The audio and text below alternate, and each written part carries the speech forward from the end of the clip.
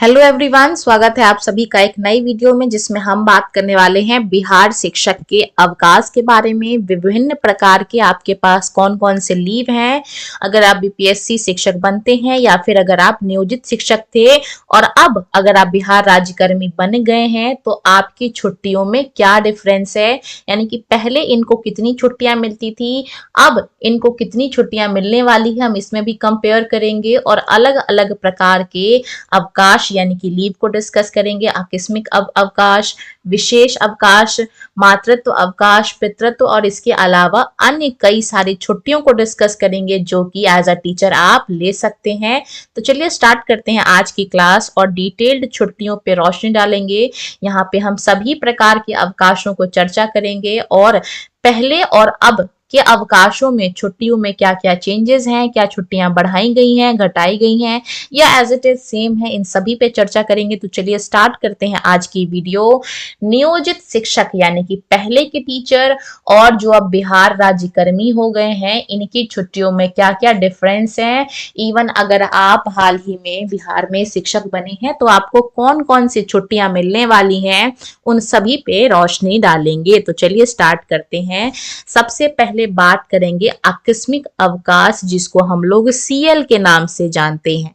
तो पहले क्या होता था, पहले ये 16 दिन का था और एक साथ हम 10 दिनों से ज्यादा लीव नहीं ले सकते थे अपने सीएल में।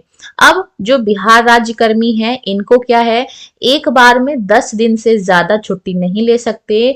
और अगर मान लो उन छुट्टियों में संडे आ गया या फिर कोई अदर हॉलीडेज आ गया तो इसको, ये जो छुट्टी ली है हमने सीएल, इसके साथ मिलाया जा सकता है और टोटल ऐड करने के बाद भी जो टोटल लीव है एक साथ वो 12 दिनों से ज्यादा की नहीं होनी चाहिए।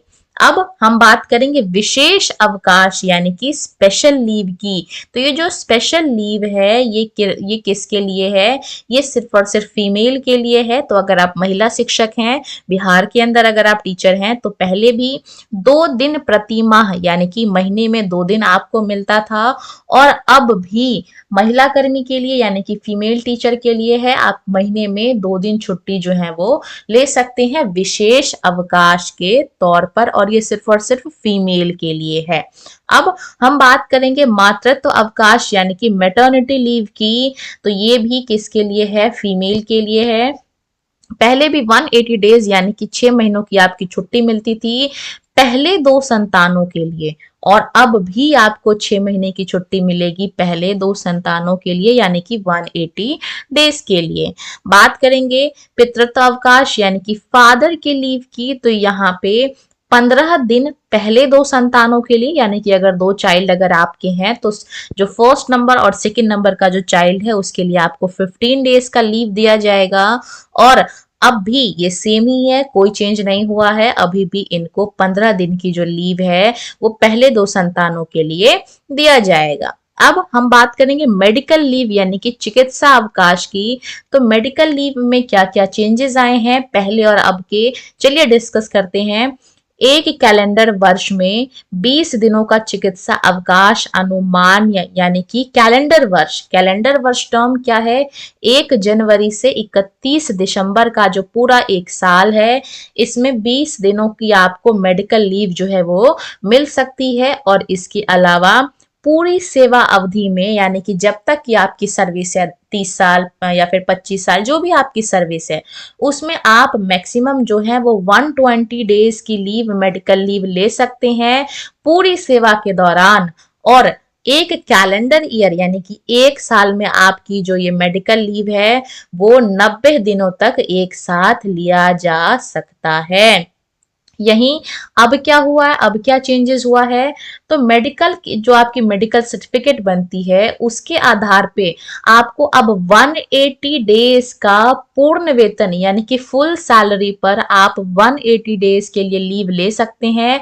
और अगर आपको 360 डेज का लीव चाहिए तो ये आपको हाफ सैलरी पे लेना पड़ेगा। यानी कि 180 डेज का जो मेडिकल लीव है वो तो आपको फुल सैलरी पे मिल जाएगा अगर आप मेडिकल दिखाते हैं, अगर आप अपना मेडिकल सर्टिफिकेट दिखाते हैं। लेकिन अगर आपको 360 डेज के लिए लीव चाहिए तो वो आपको हाफ सैलरी पे मिलेगा। अब हम बात करेंगे अर्जित अवकाश की। तो ये क्या है भाई? अर्न्ड, अर्जित का मतलब क्या है? जो आपने कमाया है। यानी कि मान लो कि कोई मतलब हॉलिडे था और उस दिन आपने वर्क कर लिया, काम कर लिया, तो उसके बदले आपको कौन कौन सी छुट्टियां मिलेंगी? प्रथम, पहले क्या होता था जब आप नियोजित शिक्षक थे, तो प्रथम 2 वर्ष की सेवा के बाद प्रत्येक वर्ष में 11 दिनों की छुट्टी अर्जित करते हुए अधिकतम 120 दिनों तक आपकी जो छुट्टियां हैं वो संचित करनी थी, अभी स्टार्टिंग के 2 साल सेवा करने के बाद। लेकिन अब क्या हो गया? 1 वर्ष, अब इस 2 साल की सेवा को कंप्लीट हटा के अब 1 साल कर दिया है। यानी कि अगर आपने 1 साल तक अपनी ड्यूटी कर ली है, अगर आपने 1 साल तक स्कूल में पढ़ा लिया है, उसके बाद 30 दिनों की जो छुट्टियां हैं वो अर्जित करते हुए मैक्सिमम आप 300 दिनों तक जो है वो संचित आपकी लीव है, और ये आपका अर्जित अवकाश है। बात करेंगे अध्ययन अवकाश यानी कि स्टडी लीव की। तो ये जो अध्ययन अवकाश यानी कि स्टडी लीव है, ये पहले क्या था? अवकाश अधिकतम 3 वर्ष का अवैतनिक अध्ययन अवकाश। यानी कि पहले आपको 3 साल के लिए विदाउट सैलरी आप लीव ले सकते थे। किसी भी प्रकार की स्टडी, आपको कोई हायर स्टडी करना है, आपने पीएचडी करनी है या अपने अंदर कोई कोर्स करना है, अगर कोई हायर स्टडी करना है, तो विदाउट सैलरी आप 3 साल का लीव ले सकते थे पहले। लेकिन अब क्या हो गया है? एक समय में 12 महीने यानी कि इकट्ठे आप 12 मंथ यानी कि 1 ईयर और किसी स्पेशल कारण से 2 वर्षों से ज्यादा स्टडी लीव आप नहीं ले सकते हैं। ये नया रूल निकला है जो कि आपका वैलिड होगा जब आप बिहार राज्यकर्मी आप जब बन जाएंगे। अब बात करेंगे असाधारण अवकाश की। तो इसमें क्या है? एक पंचांग वर्ष में 30 दिनों की अवधि के लिए असाधारण अवैतनिक, यानी कि इसके लिए आपको कोई सैलरी नहीं मिलेगी, 30 डेज के लिए आपको ये जो है ये वैलिड रहेगा। अब क्या चेंजेस आए हैं? जब नियमावली के अधीन कोई दूसरी छुट्टी अनुमान्य ना हो तब दी जा सकती है। इसके अलावा दूसरी छुट्टी अनुमान्य होने पर जब सरकारी सेवक असाधारण छुट्टी के लिए लिखित आवेदन करे, यानी कि अगर आपने रिटर्न में एप्लीकेशन दिया, तो सक्षम प्राधिकारी किसी अनुमान्य छुट्टी के साथ या क्रम में असाधारण छुट्टी दे सकता है और बिना छुट्टी के कालावधि को भूतलक्षी प्रभाव के साथ असाधारण छुट्टी में भी जो है वो ट्रांसफॉर्म किया जा सकता है। बात करेंगे अब अगले हम लीव की, जो कि है शिशु अवकाश देखभाल।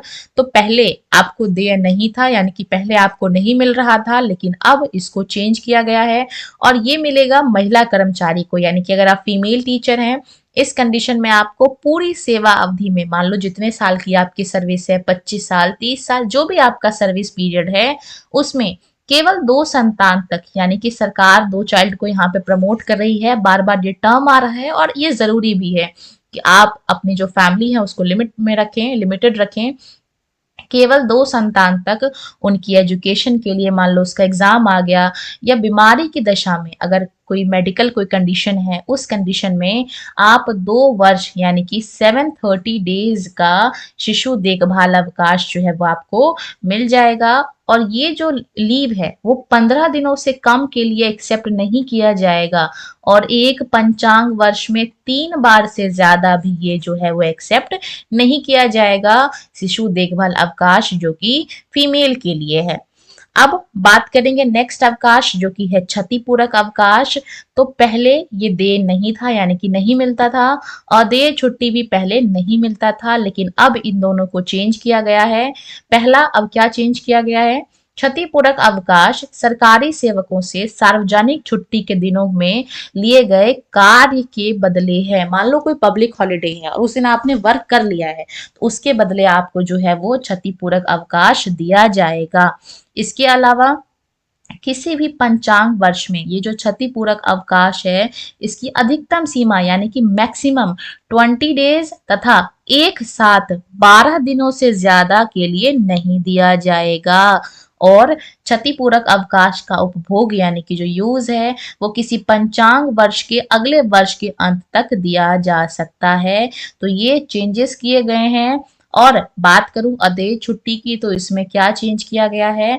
स्वास्थ्य प्रमाण पत्र के आधार पे पूरे सेवा काल में अर्ध वेतन पे 180 डेज के लिए ये एक्सेप्ट किया जाता है और इसके अलावा क्या है कि सरकारी सेवक की छुट्टी खत्म होने पर कर्तव्य पर लौट आने की और उसके बाद आधे वेतन पर उतनी ही छुट्टी जो है वो उपार्जित करने की आशा हो, यानी कि मेडिकल सर्टिफिकेट के आधार पे आपको जो है वो कुल हाफ सैलरी पे 180 डेज की जो आपकी अदेय छुट्टी है वो दिया जाएगा, ये नए रूल के हिसाब से। तो ये हमने कंपेयर किया नियोजित शिक्षक और बिहार राज्य कर्मी शिक्षक की छुट्टियों में क्या डिफरेंस था, पहले आपको कितनी छुट्टियां मिलती थी और अब एज ए बीपीएससी टीचर या फिर अगर आप सक्षमता पास करके अगर आप बिहार राज्य कर्मी बने हैं तो अब आपको कौन कौन सी छुट्टियां जो हैं वो देखने को मिलने वाली है। इसी के साथ वीडियो को यहीं पे अंत करेंगे, जल्द मिलेंगे एक नेक्स्ट वीडियो के साथ, तब तक वीडियो को यहीं पे क्लोज करते हैं। वीडियो पसंद आई हो तो वीडियो को लाइक करना, बिहार शिक्षक भर्ती परीक्षा तमाम खबरों को जानने के लिए चैनल को सब्सक्राइब करना।